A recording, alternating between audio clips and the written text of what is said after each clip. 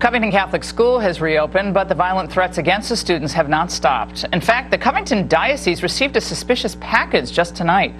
We shared tweet after tweet with you from celebrities, liberal commentators calling for attacks and even the death of these teenagers. Tonight, some hope that this hate speech will not go unpunished. Joining me now exclusively for his first national television interview is Rob Sanders. He's the prosecutor for Kenton County, Kentucky, where Covington Catholic High is located. Rob, it's good to see you. What kind of charges could realistically be filed, and against whom? Well, we have a number of different charges in Kentucky that might apply. The one that jumps out the fastest is terroristic threatening. Now, there's 3 different degrees of terroristic threatening in Kentucky. 2 of them are felonies.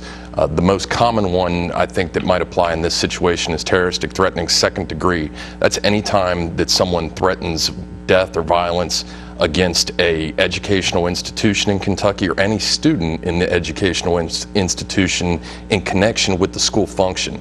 Now, that is a Class D felony. It's 1 to 5 years in the state penitentiary. That could rise to 5 to 10 years in a Class C felony if the person threatens that violence or death in connection to an educational institution in the use of a device of mass destruction or weapon of mass destruction. Yeah, so well, in other words, if they this is happening on Twitter, though. That would double the price. Mr. Sanders, this is happening on Twitter from different states, yes, different ma'am. locations. Does that hinder the prosecution? I mean, they don't really need an you have to interview these people. They're in different states. You're going to have to get to them somehow. Well, it makes it much more difficult.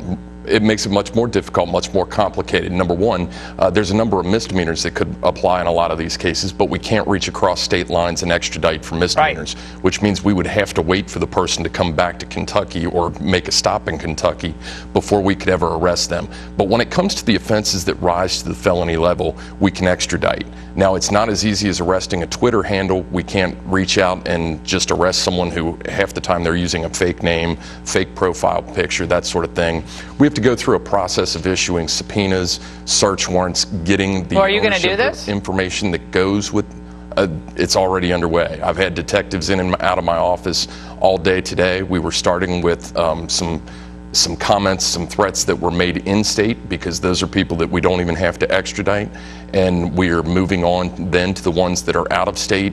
We've had the detective that works in my office has already been busy issuing grand jury subpoenas and composing search warrants for detectives at other agencies that are sending it out there so we can get the information associated with the ownership of these accounts. We get the IP addresses that are registered to these accounts. You got to get these people. Then we find out. It's all, you're only one office. We find out who uses the internet at those IP addresses. Yeah, we got the IP addresses. We're going to follow up with you later in the week to find out where you are on this. But this has to happen. Because until people what's going to happen? Everybody's got to realize they have to go to jail. It's got to hurt. Otherwise, someone's going to get hurt. And I fear we're about to talk to Steve Scalise, who felt it in a different way.